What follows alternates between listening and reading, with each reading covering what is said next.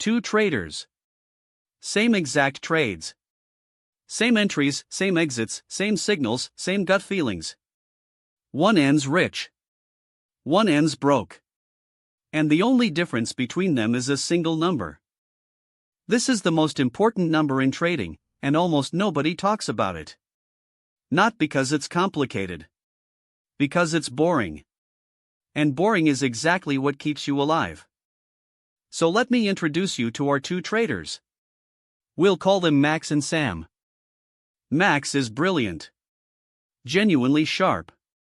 He reads charts like sheet music, he understands market structure, and his win rate is excellent. He risks 20% of his account on every trade, because when you're this good, why hold back? Sam takes the exact same trades. The same setups, the same conviction.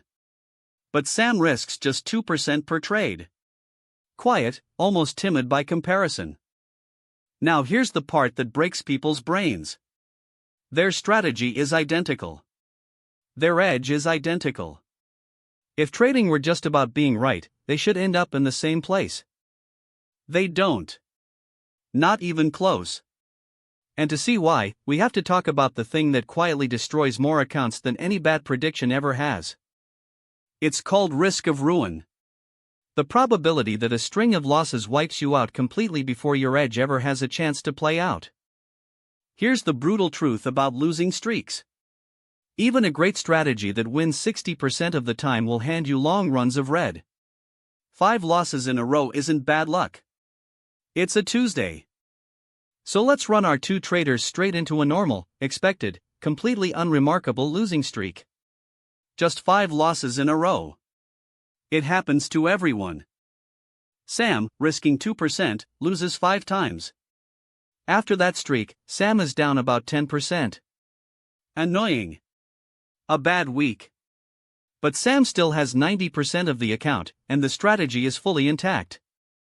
Max, risking 20%, takes the same 5 losses. After loss 1, he's down 20%. After loss 3, more than half his money is gone. After 5, Max has lost around 2/3 of his entire account. Same trades. Same losing streak. One trader is mildly inconvenienced. The other is financially crippled. And we haven't changed a single thing about the strategy. But it gets worse for Max, and this is the part nobody feels until it's too late. When you lose money, the math to get back doesn't work the way you think. Lose 10%, and you need about 11% to recover. Almost fair. But lose 50%, and you now need a 100% gain just to break even. You have to double your money to get back to zero. Max lost 2/3. To recover, he needs to triple what's left. With the same strategy that just bled him out. That's not a setback. That's a hole he will probably never climb out of. Meanwhile, Sam, down 10%, needs an 11% gain. One good week. The edge is still there, the account is still there, and the recovery is realistic. This is the asymmetry that position sizing controls. Small losses heal. Big losses compound against you. The deeper you fall, the steeper the climb becomes. And there's a psychological layer that makes it even deadlier. When Sam loses 2%, Sam stays calm and keeps following the plan. When Max loses 20% in a single trade, Max panics. He starts revenge trading. He doubles down to win it back fast. He abandons the very strategy that made him good in the first place. So big position sizing doesn't just damage your account. It damages your decisions. It turns a disciplined trader into a desperate gambler, exactly when discipline matters most. Now zoom out. Run these two traders over 100 trades instead of 5.